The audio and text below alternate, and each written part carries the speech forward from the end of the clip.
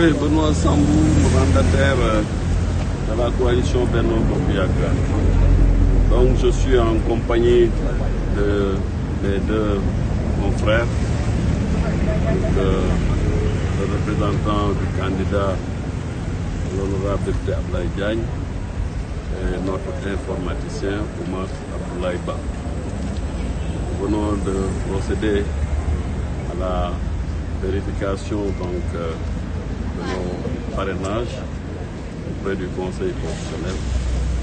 Et la première chose à retenir, c'est que le Conseil constitutionnel a validé le nombre de 120 candidatures, 120 parrains que nous avons déposés, puisque comme vous le savez, nous avons choisi le parrainage des élus, c'est-à-dire celui effectué par les maires et les présidents du conseil départemental.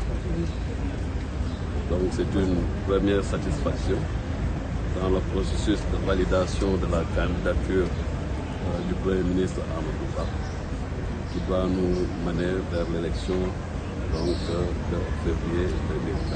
Pourquoi ce choix concernant les parrainages citoyens? On avait entendu que vous avez collecté plus de 3 millions ou 5 millions de parrainages. Alors nous avons travaillé sur tous les tableaux parce que d'abord nous partions du principe que le parrainage est un moment d'animation, aussi un moment fort dans la vie d'un parti politique. Et nous avons travaillé sur les trois tableaux, le parrainage citoyen, le parrainage des élus et le parrainage des députés. Au moment du dépôt, nous avons fait le choix de déposer le parrainage des élus pour être sûr que nous validions notre dossier au premier coup.